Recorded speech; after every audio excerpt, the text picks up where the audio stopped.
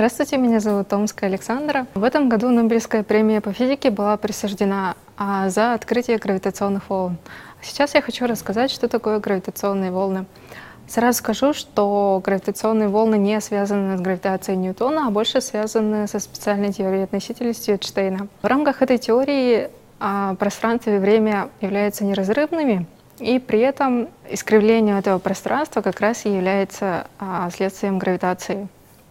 И если представить плоское пространство-время и разместить в нем звезду, то эта звезда провалится и, получается, вызовет вот это вот искривление.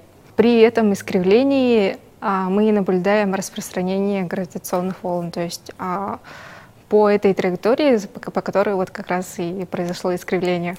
Если вернуться к регистрации гравитационных волн, за которую была как раз присуждена Нобелевская премия, процесс регистрации этих гравитационных волн на нашей планете был очень-очень давно начат, буквально миллиарды световых лет назад. Почему так давно, когда еще не было человечества? Миллиарды световых лет назад, то есть получается от нашей планеты, произошло слияние двух черных дыр. И при этом слиянии произошел огромный всплеск гравитационных волн, и вот этот всплеск только сейчас, то есть, получается, в 2015 году до нас дошел и был зарегистрирован. Те детекторы, которые были установлены, для регистрации они были установлены в Америке и в Европе, они состоят из двух длинных труб длиной около 4 километров, и каждая труба предназначена для того, чтобы запускать в ней лазерный луч. То есть это такая установка состоит из двух труб, они расположены перпендикулярно друг другу, и распространение лазерного луча, то есть когда лазерный луч достигает другого конца трубы, он отражается от зеркала и возвращается обратно к детектору. Таким образом, в тот момент, когда гравитационные волны после слияния этих черных дыр проходили через Землю, детекторы зарегистрировали изменения этих лазерных лучей, то есть поменялась их длина волны, то есть начальная длина волны была другая, после того, как гравитационные волны прошли через этот детектор, они вызвали колебания. Получается, таким образом осуществилась регистрация гравитационных волн.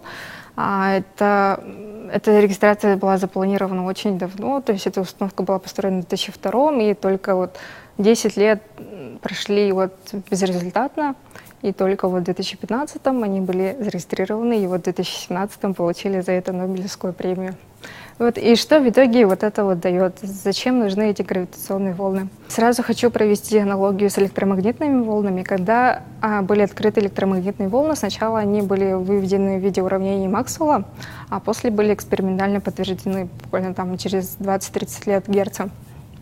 И после открытия электромагнитных волн это вызвало новую волну новых приборов и изобретений.